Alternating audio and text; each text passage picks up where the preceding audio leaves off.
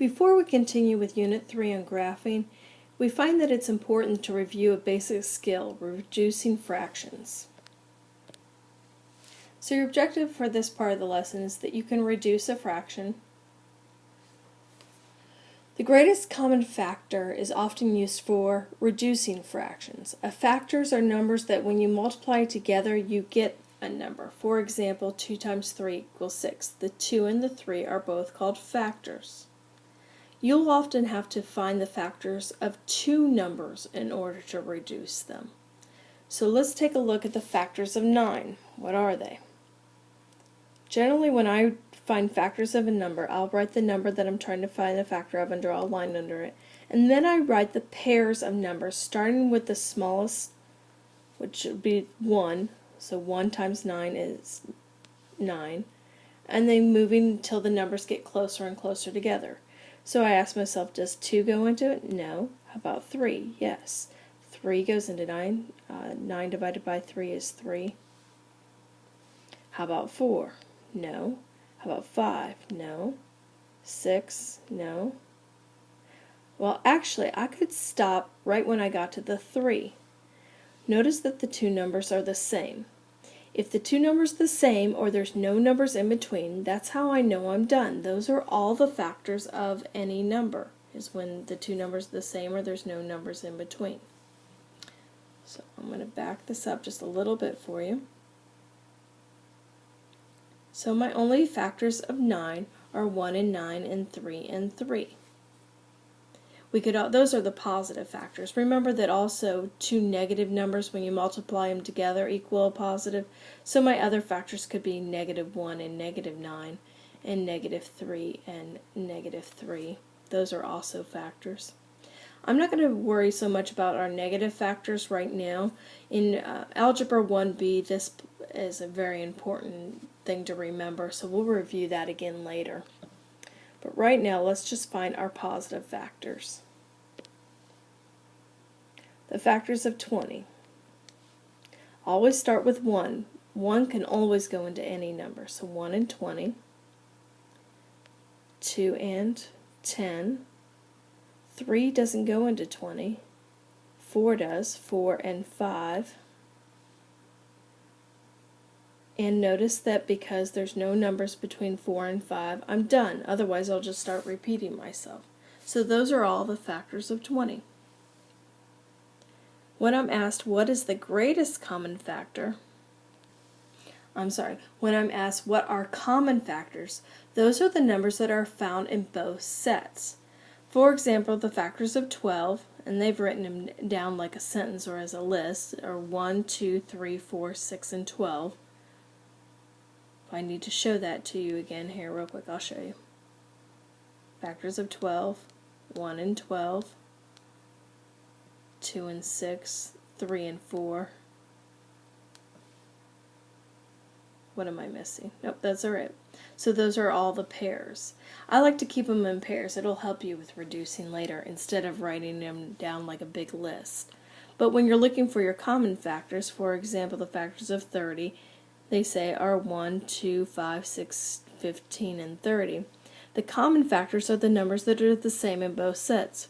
For example, 1 is a common factor, 2 is a common factor, 3 is a common factor, 6 is a common factor, and that's it, because they appear in both lists. If you do write your factors as pairs, like you see below here, which I definitely recommend over writing them as lists, you can still see what the common factors are. Common factors, oops, I meant to circle, are 1 and 1, 2 and 2, 3 and 3, and 6 and 6 are all common factors. Let's practice finding some common factors. If you'd like to push pause and try to find these common factors out on your own first before I do, you can. If you're ready, let's go ahead and list them. Factors of 8 are 1 and 8, 2 and 4, And the only number between 2 and 4 is 3, which doesn't go into 8, so that's how I know I'm done with the factors of 8. Factors of 12 are 1 and 12, 2 and 6, 3 and 4, and there's no numbers between 3 and 4, so those are all the factors of 12. The common factors of 8 and 12 are 1, 2, and 4. Let's try 15 and 50. The factors of 15 are 1 and 15. 2 doesn't go into it, 3 does. 3 and 5. And the only number between 3 and 5 is 4, which doesn't go into 15. So those are all my factors of 15. The factors of 50 are 1 and 50, 2 and 25. 3 doesn't go into 50. 4 doesn't go into 50, so 5 and 10. 6 doesn't go into it, 7, 8, 9. So those are all the factors of 50. The common factors are 1 and 5. And that's it. What are the common factors of 12 and 36? Well, the factors of 12 are 1 and 12, 2 and 6, 3 and 4. We did that before up above. The factors of 36 are 1 and 36, 2 and, I know 2 goes into 36 because 36 is an even number. Any even number can divide by 2. So that might be a divisibility rule you've forgotten. Half of 30 is 15, 16, 17, 18. It's 18. Dividing 30 by 2 is pretty common, so I always remember that half of 30 is 15. Well, then half of 6 was 3, and I just added the 2 together. That's one way of dividing. Right, the next number 3. 3 goes into 36. So 3 goes into 3 one time. 3 goes into 6 two times, so 3 and 12. And I've run out of room here. The next one, let's see, 3 is 4. Does 4 go into 36? You have 4 and 9.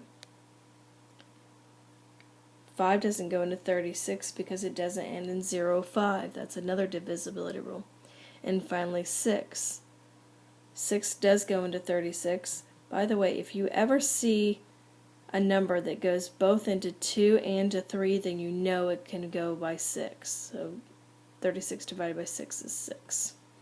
Probably already know that fact in your head, but if you get a larger number and you need to know whether or not it's divisible by 6, if you already have discovered it's divisible by 2 and 3, then 6 will always work as well. Alright, I need to erase it. Well, here, I'll just change my pen color for you. So what are the common factors? They are 1 and 1, 2 and 2, 3 and 3, 12 and 12, and that's it. Those are the only common factors. The greatest common factor is the largest of the common factors. So if we list all the common factors of, say, the number 12 and all the factors of 30, well, our common factors that we found before were 1 and 1, 2 and 2, 3 and 3, and 6 and 6. Those are the common factors. But what we care about is the greatest common factor. The largest common factor is 6. That's the greatest common factor. Alright, let's practice finding the greatest common factors. The greatest common factor of 8 and 12. Factors of 8 are 1 and 8, 2 and 4, and that's it. Factors are 12. We seem to do this one quite regularly. 2 and 6, 3 and 4. So what is our greatest common factor? The largest number that goes into both of them? 4. Let's try another one. Greatest common factor of 15 and 50. Well, the factors of 15 are 1 and 15. 2 doesn't go into it. 3 does, 3 and 5, and that's it. Factors of 50 are 1 and 50, 2 and 25, 3 doesn't work, 4 doesn't work, 5 does, 5 and 10, just 6, no, 7, 8, 9, no, that's it. So the greatest common factor, biggest number that goes into both of them, it looks like it's 5.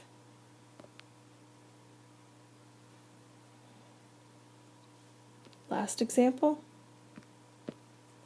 factors of 12. We've done this several times before. 1 and 12, 2 and 6, 3 and 4. And the factors of 36. We did this once before too. 1 and 36, 2 and 18, 3 and 12, 4 and 9, and 6 and 6. So the greatest common factor is 12. So why is this useful? Why should we learn how to find the greatest common factor or spend the time? It's what we use to simplify a fraction. Oops, sorry, that went the wrong way. Simplifying a fraction, or what most people say reducing fraction, means to make a fraction as simple as possible. Why say 4/8? Look below at the picture, when you really mean 1/2. 4/8, 4 slices of a pizza that might be sliced into 8s, or a pizza that's sliced into 4s versus sliced in half. Those are all equivalent fractions. So it's just a simpler way of writing a fraction. When you simplify a fraction, you will need to find the greatest common factor of both its numerator and its denominator. Then you will divide both numerator and denominator by that greatest common factor in order to reduce it into its simplest form. Let's practice doing this. If you use your greatest common factors, you'll be able to do this in one step. So watch me do the first problem for you. I have the number 20 over 25. If I find my greatest common factor of those two numbers, 20 and 25, let me find a place to do this down below here. Factors of 20 and the factors of 25. I'm going to show you why that was so useful before when I say write them down as factor pairs instead of a list. 20 and 25. Alright, factor pairs of 20 are 1 and 20, 2 and 10, 3 doesn't work, 4 and 5. There's no numbers between 4 and 5, so that's Ed. Factor pairs of 25 are 1 and 25, 2 doesn't work, 3, 4, 5 does, 5 and 5, and there's no numbers between 5 and 5, so that's it. My greatest common factor is 5. So if I divide my numerator and my denominator by 5, that greatest common factor,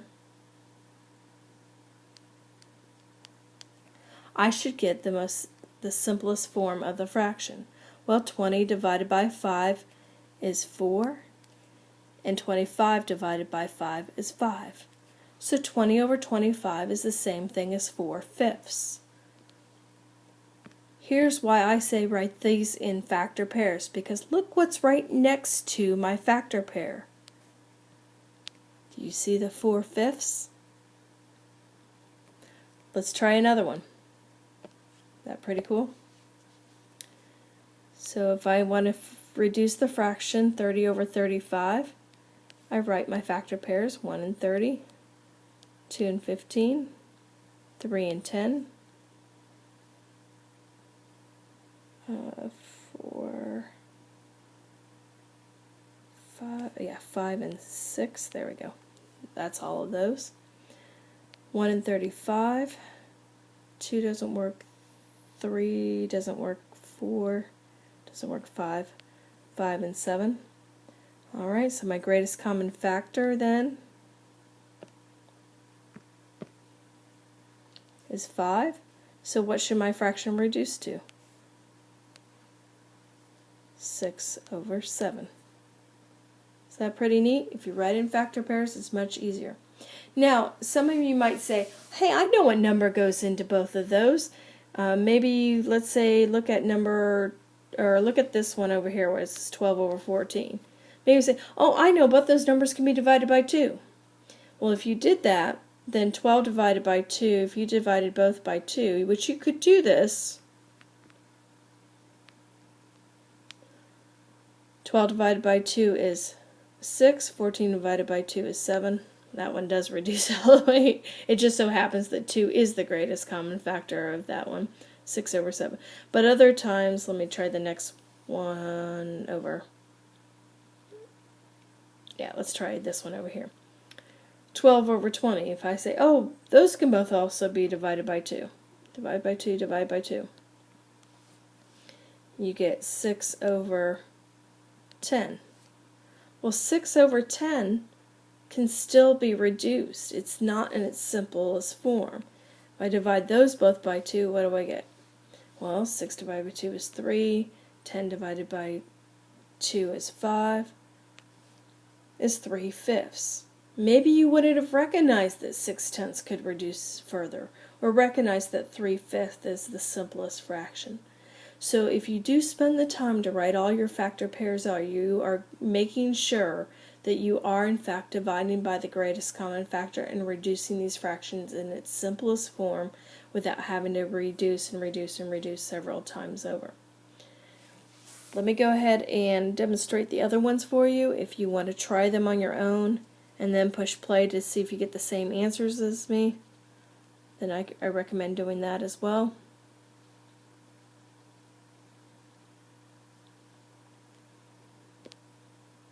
Alright, I'm going to look at the 9/12.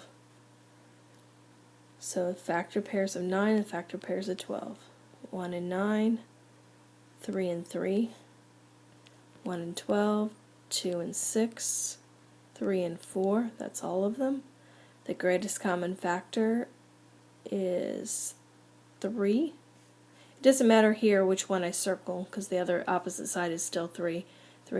That means the fraction should reduce to 3/4.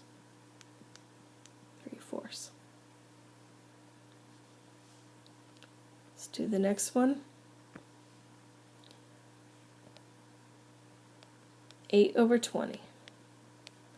Well, the factor pairs of 8 are 1 and 8, 2 and 4, and that's it. Factor pairs of 20 are 1 and 20, 2 and 10. 3 doesn't work, 4 and 5. The greatest common factor here is 4.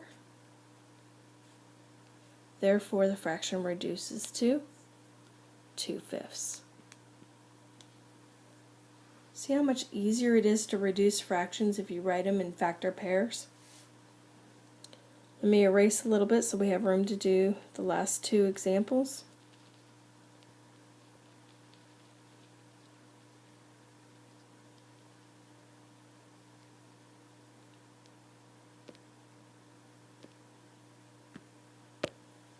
Okay, you have 15/40. Factor pairs of 15 are 1 and 15. And 3 and 5. That's it. 40 is 1 and 40, 2 and 20. 3 doesn't work, 4 and 10. 5 and 8. And no numbers in between. So that means the greatest common factor, if you look closely, it looks like it's 5. That means 15/40 reduces to 3/8. Last example. 12/28. 1 and 12, 2 and 6, 3 and 4. Factor pairs of 28. Here's a new one for us. 1 and 28, 2 and 14. 3 doesn't work. 4 works. 4 and 7. 5 doesn't work, 6 doesn't work, and then you're back to 7 again. So those are all the factor pairs. What's the greatest common factor? Looks like it's 4. Therefore, we look at the number that's right beside our greatest common factor and tells us what the fraction reduces to, 3 over 7. Okay, turn to the guided practice problems. You need to try these on your own first. So push pause, and when you're ready to check, push play. Okay, I will go over the answers for each one. You check as you go. If you make a mistake, then please pause and fix your work and try to finish working out the problem if you notice you made an error along the way. Here's the first one. 21 over 27. 1 and 21. 2 doesn't work. 3 does. 3 and 7. 1 and 27. 3 and 9. 4, 5, 6. That's it, right? So the greatest common factor is 3, therefore the fraction reduces to 7 over 9.